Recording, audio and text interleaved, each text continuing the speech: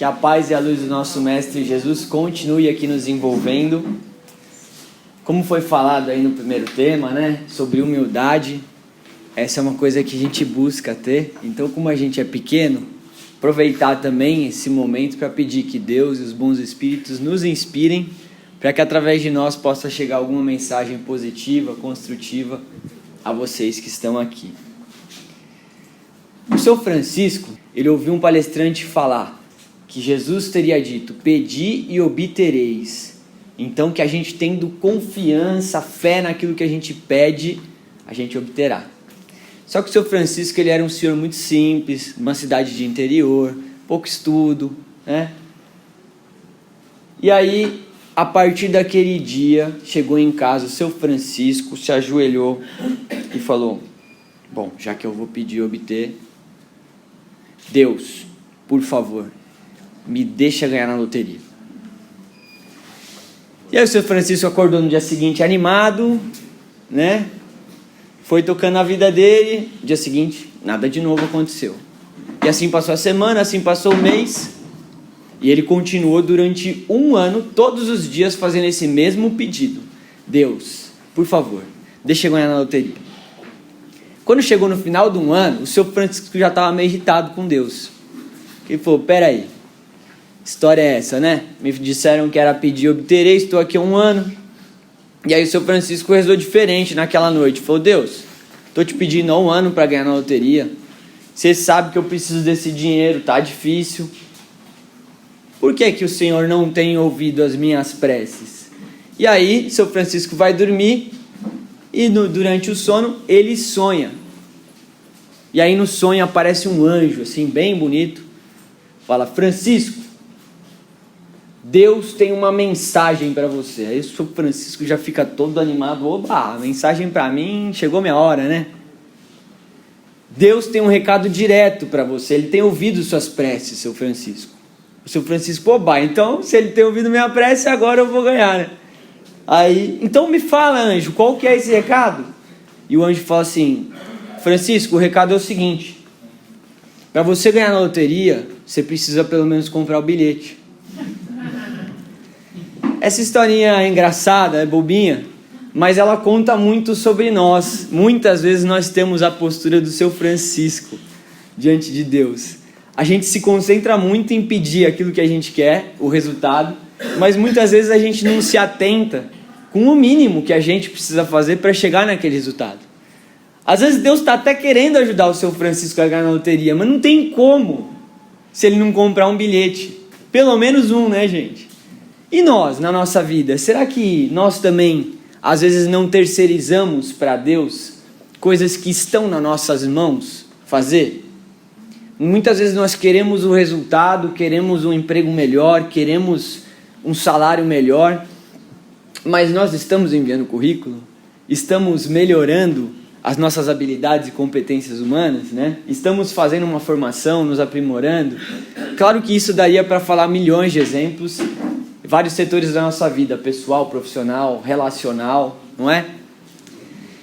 Então, a prece, ela tem poder? Sem dúvida nenhuma. E quem diz isso não sou eu, são os espíritos. O poder da prece, a prece tem muito poder sim, mas sozinha ela não tem poder nenhum. Para ter poder, a prece ela precisa vir acompanhada de uma outra coisinha que se chama ação, atitude, movimento. Você pode fazer a oração mais linda possível. Se não tiver um movimento, aquilo, como diz Tiago, né? A fé sem obras é morta. A fé sem obra é como uma lâmpada apagada. Essa lâmpada ela tem o potencial necessário para iluminar essa sala, mas nós precisamos colocar um fiozinho, um interruptor e ligar. A gente pode ter a energia elétrica necessária para iluminar essa cidade inteira, não é verdade? Mas se não existir algo entre a usina e a lâmpada, ou entre a usina e a tomada, isso é apenas um potencial. Para a energia elétrica sair da usina e acender uma lâmpada ou ligar um motor, precisa ter um fio aí. Esse fio é a ponte de ligação. E no nosso caso, o fio que nos liga a Deus é a ação. É por isso que os Espíritos nos explicam, lá no Livro dos Espíritos, que a melhor prece são as boas ações. Por quê? Porque os atos valem mais do que palavras. 661, a pergunta do Livro dos Espíritos. Pode-se pedir eficazmente a Deus o perdão das faltas? Eles dizem o seguinte: aquele que pede a Deus o perdão das suas faltas não o obtém, senão apenas se mudar a conduta. As boas ações são a melhor prece, porque os atos valem mais do que as palavras. Ou seja, o que os Espíritos estão nos dizendo? Não adianta eu ficar lá orando, né? Gente, nós não estamos aqui para falar mal de nenhuma religião, mas seria muito fácil se bastasse a gente se confessar para estar limpo dos nossos pecados, né? Isso aí é um papo que a nossa consciência quer comprar, porque é mais fácil, né? Então eu vou lá, fiz um monte de besteira, vou lá, eu me arrependo disso, daquilo, faço a listinha. Ufa, tô zerado. Começa de novo. Próxima semana tô arrepiando aí de novo. Os mesmos erros, os mesmos pecados, tô lá, ó. Ah, não, mas eu sei que no fim de semana eu vou lá, me arrependo, tá tudo certo. Não é bem assim, né, gente? Se Deus nos deu o livre-arbítrio, a gente pode se arrepender? Pode. O melhor arrependimento é a mudança. A gente pode orar? Pode. Qual é a melhor prece? A nossa ação. Quando a gente começa a fazer movimentos, a vida nos ajuda porque a gente está se ajudando. E é verdade que Jesus falou: pedi e obtereis. Mas também é verdade que logo em seguida ele falou assim, ó: que pai que dá uma pedra para um filho que pediu um peixe? E que pai que dá uma serpente para um filho que pediu um pão? Opa, não tem uma mensagem aqui? Quer dizer, pedi e obtereis. Mas que pai, vamos pensar entre nós, um pai humano, que pai que vai dar para um filho uma serpente, sendo que esse filho pediu um peixe? Ou se o filho pediu um pão para se alimentar, a gente vai dar uma pedra? E aí Jesus conclui, né? Então, se até vocês humanos, que são falhos e imperfeitos, sabeis dar boas coisas, que dirá Deus? Quer dizer o seguinte, eu vou traduzir aqui, tá, gente? Quer dizer que Jesus está falando assim: você pode pedir o que você quiser, mas se não for bom para você, Deus não vai dar. Porque Ele é um pai bom. E às vezes a gente acha que está pedindo uma coisa boa, mas a gente está pedindo uma serpente. Deus, deixa eu ganhar na loteria. Não sei quantas vezes eu não posso ter errado aí, quantas encarnações que talvez eu não perdi por usar mal a riqueza. Mas estou lá pedindo todo dia. Se Deus não me deu, talvez aquilo não seja... Talvez não, com certeza, né, gente? Se Deus é perfeito, se Ele não me deu o que eu estou pedindo, das duas uma. Ou eu só estou pedindo, mas não estou fazendo o que eu preciso fazer para chegar nesse resultado, ou aquilo não é o melhor para mim. Aí vale a nossa humildade. Poxa vida, estou pedindo, estou fazendo o meu melhor. Opa, talvez tenha um sinal aí. Talvez o que eu estou pedindo não é o melhor para mim. Estou pedindo uma namorada. Estou pedindo, mas não vem. Opa, talvez é momento de eu ficar sozinho um tempo, aprender a me amar, aprender a ser uma boa companhia para mim, para eu não entrar num relacionamento desequilibrado de novo, para eu aprender antes a me amar, para também saber o que eu vou aceitar ou não vou no próximo. Não é verdade, gente? Então, muitas vezes nós pedimos a Deus porque nós somos imediatistas, nosso coração fica aflito, a gente tem pressa às vezes. Mas o que é um dia ou um ano, às vezes, que a gente fica esperando algo diante da eternidade? Vamos parar para pensar nisso? É por isso que a gente não consegue entender Deus. Deus, Ele não pensa no dia, no mês, no ano. Deus sempre foi, é e será eterno. Então essa pressa, essa ansiedade que nós temos, Deus não tem. Né? Nós, às vezes, estamos aflitos, queremos para ontem alguma coisa, e Deus está tranquilo ali. Até porque Deus não é um senhor, né? Tem outra coisa, gente, que é bom a gente, assim, desmistificar. Eu não sei se vocês já sentiram isso, assim, mas às vezes a gente reza e pensa assim, que número que será que eu sou na fila, né? Porque é tanta gente rezando. Que número será que eu sou nessa fila aí? Esse povo todo rezando. Não tem isso, gente. Aí a tecnologia, hoje em dia, ela ajuda a gente a entender um pouco dessa característica de Deus. Todo mundo aqui conhece o aplicativo Uber, não conhece?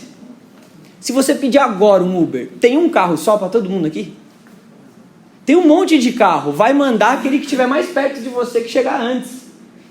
Deus é a mesma coisa, gente. Não tem um Deus ali disponível. Pera aí que eu estou ouvindo agora a oração do Vinícius. Depois eu ouço a sua. Né? Deus está, como nos diz os Espíritos, em todo lugar. É como um oceano.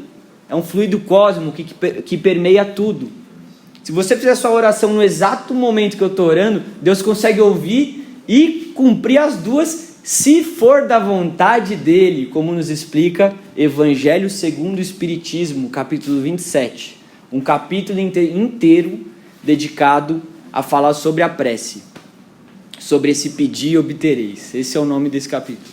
Pedir e obtereis. Aí tem lá, transmissão do pensamento, poder da prece. Vale a gente estudar um pouquinho esse capítulo aí. E se Jesus falou pedir e obtereis, ele também falou pra gente assim, a cada um segundo sua obra. Jesus, tá, gente? Não fica bravo comigo, não. Ou seja, pede o que você quiser, pedir e obtereis. Mas vamos ver sua obra? Vamos ver se no banco divino você tem crédito para isso que você está pedindo? Se tiver, vai obter. Agora, se eu estou pedindo, na hora de apresentar minhas obras, não tem nada para apresentar. Tem nada que eu fiz de bom, não estou correndo atrás, não estou buscando me melhorar. Aí não é Deus que não está me dando, né, gente? Lembra? Ajuda-te e o céu te ajudará. Frase de Jesus também. Seja o primeiro ou a primeira a se ajudar. Quando a gente começa a se ajudar, o universo conspira a nosso favor forte. O universo conspira a nosso favor no nível hard, quando a gente está fazendo a nossa parte. E, gente, eu pensando nesse tema aqui, eu achei engraçado, porque assim, Jesus orava, né? Aí eu fiquei pensando, meu Deus, se Jesus, que era um cara, precisava orar, será que a gente precisa ou não precisa?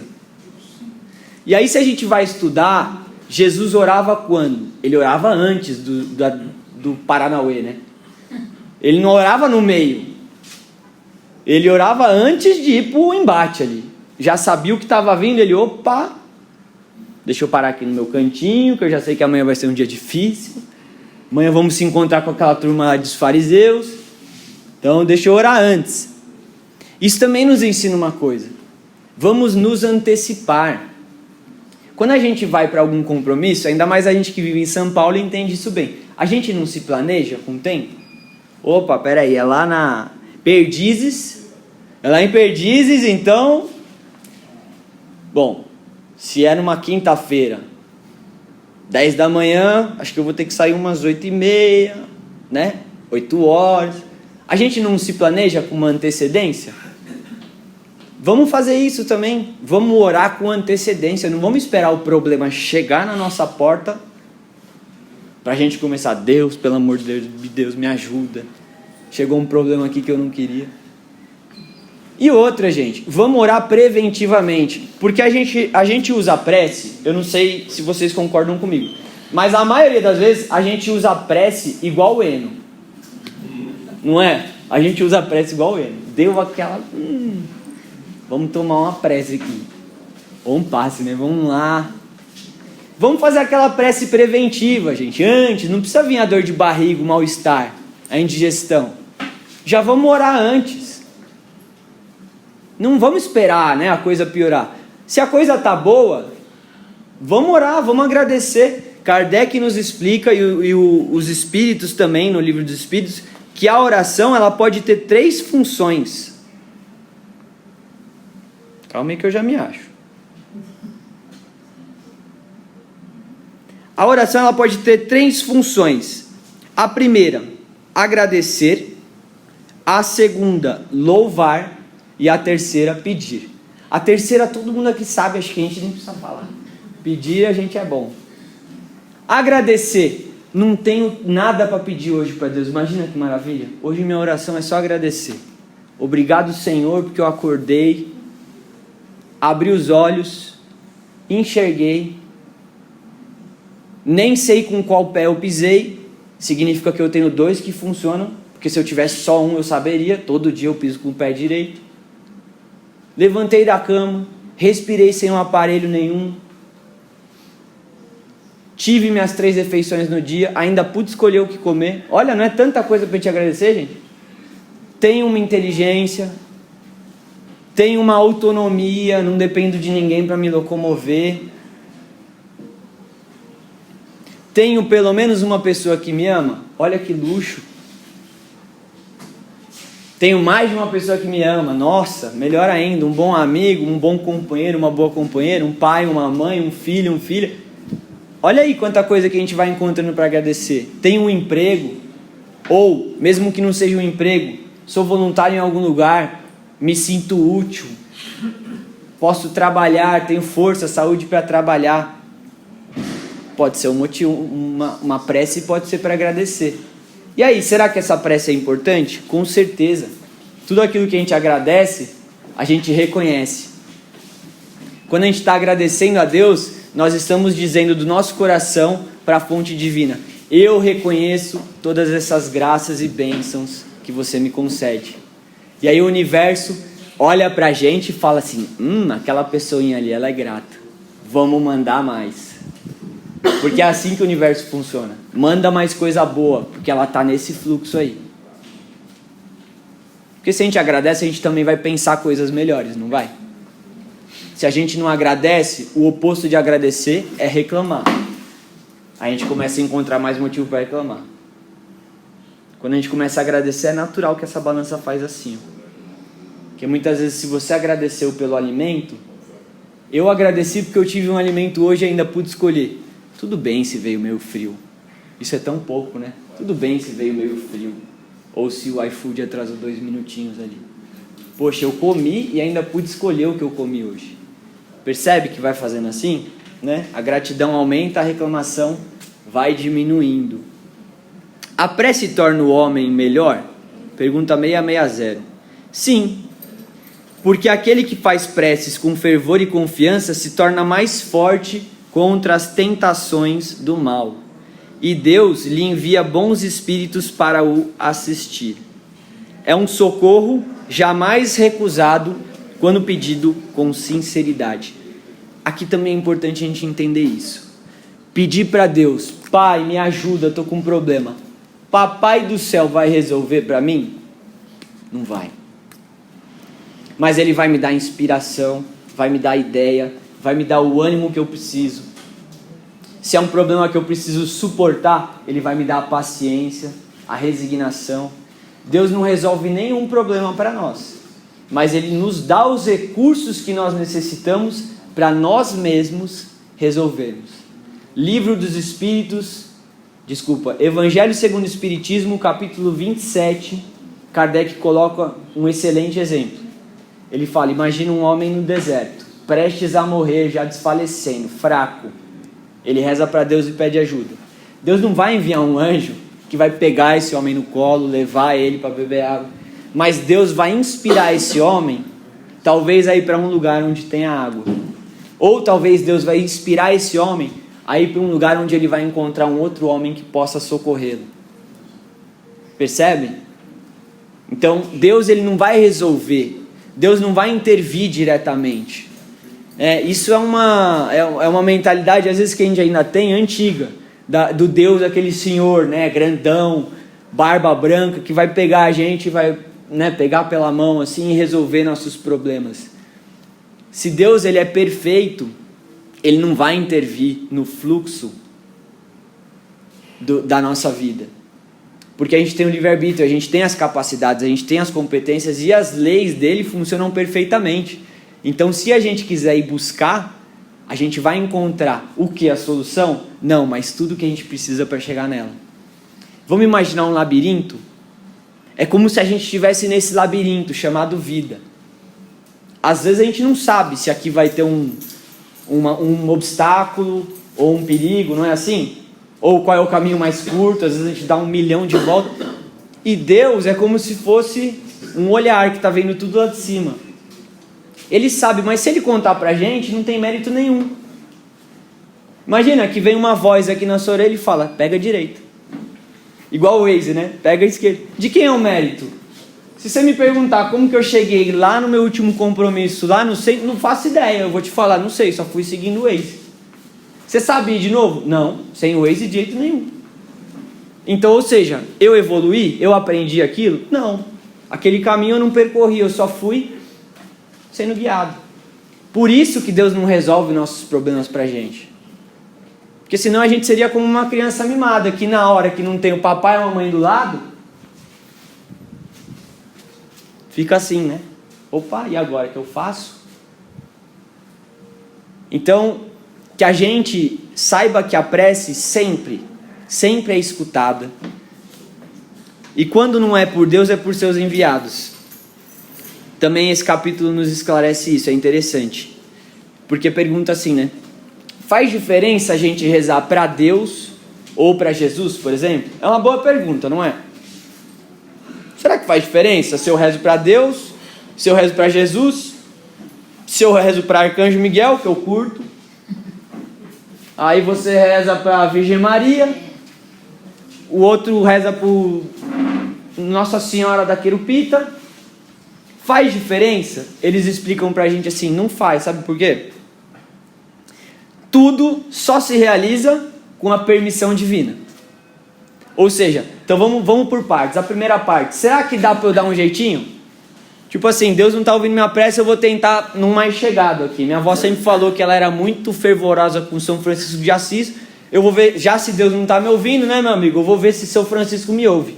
Porque minha avó é chegada nele, então ela deve ser assim com o Francisco. Eu vou lá, Francisquinho, o Papai do Céu não está me ouvindo, vê se você me ajuda aí. São Francisco de Assis, ele pode até querer me ajudar, mas ele precisa da permissão de Deus. Então não vai adiantar. Se não for permitido por Deus, nenhum espírito, seja ele anjo, arcanjo ou Cristo como Jesus, não vai resolver sua vida. Por quê? Tudo passa pela permissão de Deus. E o contrário também é verdadeiro. Por quê? Lembra o exemplo do Uber. Você está rezando para Deus, mas você está pensando assim, mas Deus tem tanta gente para atender, mas Deus tem também tantos Cristos para trabalhar por Ele, tantos anjos, tantos arcanjos, que Ele vai saber selecionar o certinho, assim como o nosso mentor. Ele vai saber certinho o melhor para atender o nosso pedido, para nos ajudar. E nessa conta, fiquem tranquilos, viu, gente? Tem anjo para todo mundo, tem arcanjo para todo mundo, tem mentor para todo mundo. Ninguém fica sozinho. Deus nunca, isso também é importante a gente falar para vocês. Deus não é humano, às vezes a gente humaniza Deus. Deus, ele não dá aquela cochilada, gente. Ele está aqui de repente. Opa, perdi. O que aconteceu nos últimos 15? Ixi, olha lá, estava protegendo fulano, cochilei, morreu. Não tem essa com Deus, gente. Deus, desde o momento da sua criação, e a gente está falando bem antes da gente vir humaninho aqui, hein? Mas bem antes. Criação é quando a gente teve a primeira centelha divina ali, ó. Bum! A flama da vida entrou em nós. Isso quer dizer o quê? Faz muito tempo. Porque a gente sabe pelo Espiritismo que a gente, antes de virar humano, já passou por um monte de degrauzinho, né? Reino mineral, reino vegetal, reino animal, reino hominal. Nós estamos nesse. Os próximos são melhores, viu, gente? Depois vale a pena ler. Daqui a pouco a gente vai virar anjinho, não é assim? Depois arcanjo. Vai chegar a ser Cristo? Vamos, gente. Vocês acreditam nisso? Só que coisa boa. Um dia nós seremos crísticos. Por quê? Porque essa é a escalada evolutiva espiritual de qualquer ser, de qualquer criatura divina. Passa por esses entes. Então, Deus, desde a hora que você estava lá, ó, saindo ainda do reino mineral, Ele já estava olhando cada um de nós e já estava querendo o nosso melhor. Porque Deus é um pai de amor incondicional. Então, Deus ele torce por nós a cada dia que a gente acorda, a cada segundo, a cada instante, a cada batalha da nossa vida. Imaginem que Deus é esse ser, essa energia cósmica que está lá falando, vai lá, vai dar tudo certo, você vai conseguir. E incessantemente, não tem um momento que Deus te abandonou. É muito importante a gente falar isso. Às vezes nós nos sentimos abandonados, às vezes nós nos sentimos esquecidos, às vezes nós nos sentimos ignorados. Deus não nos abandonou nenhum instante das nossas vidas, desde a nossa criação, e nem nos abandonará. Se está difícil, reza, ora, mas tenha certeza que Deus está contigo. Deus nunca largou as nossas mãos. Nós que às vezes no momento de orgulho, no momento de dor, não é assim? Momento de raiva, às vezes a gente quer largar a mão dele, porque a gente não compreende. A gente não compreende que a inteligência dele é muito superior. Ele é o cara que está lá em cima do labirinto. A gente está lá penando, indo para um lado para o outro e bravo às vezes com Deus. E às vezes o que ele não está nos dando é nos protegendo. Às vezes quando Deus não faz a nossa vontade, a gente fica contrariado. Muitas vezes o que a gente chama de problema é uma bênção. Ele está nos livrando do que seria o nosso fracasso espiritual. Ele está nos livrando daquilo que seria uma queda. E às vezes uma queda que a gente levaria séculos para resgatar. O Emmanuel fala que às vezes por segundos de invigilância nós vamos levar séculos de resgate. Esse é o nosso Deus. O Deus que não desampara, o Deus que não abandona, o Deus que nos ama incondicionalmente, o Deus que nos perdoa e que acima da sua justiça existe uma virtude maravilhosa chamada misericórdia.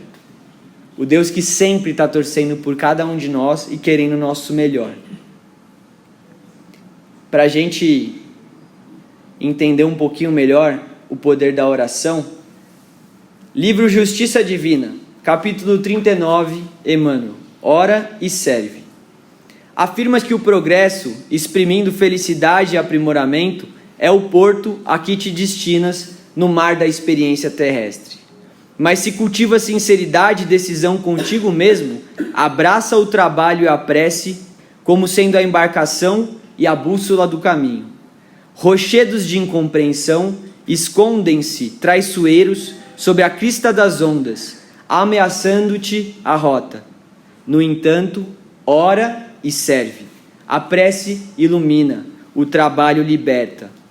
Monstros de precipício surgem à tona, inclinando-nos à perturbação e ao socorro. Contudo, ora e serve.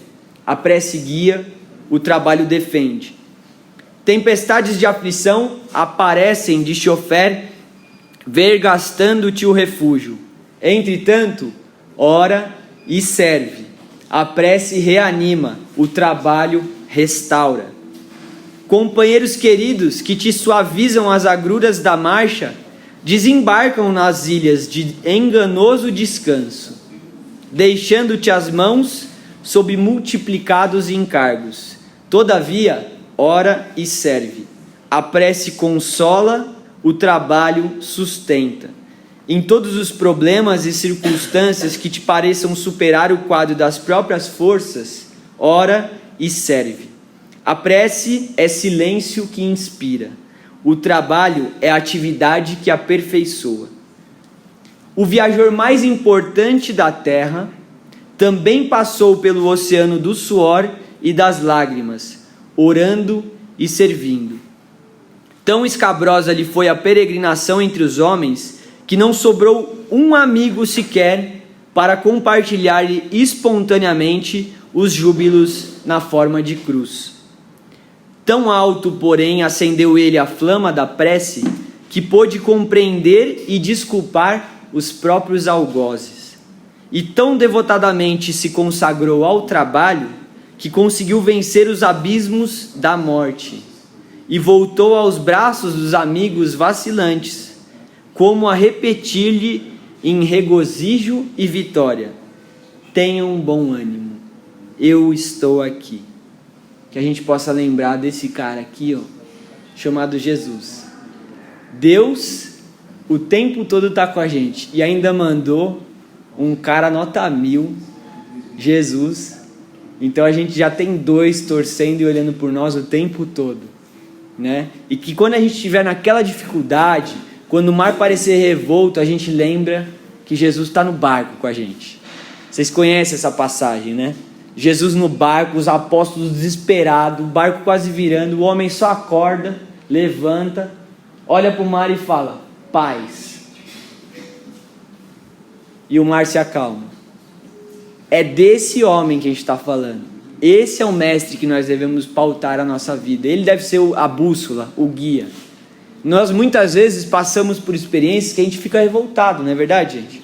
As injustiças do mundo, as injustiças que acontecem com a gente, né? As coisas que não estão certas, brigas que nós temos. Mas vamos lembrar que esse mesmo mestre falou assim: meu amigo, minha amiga, no mundo você vai passar por aflições, mas eu venci o mundo. Nós estamos por um período muito curto aqui no mundo. Vamos lembrar da eternidade. O que é uma vida de 20, de 50, de 100 anos perante a eternidade? É muito menos que um dia, gente.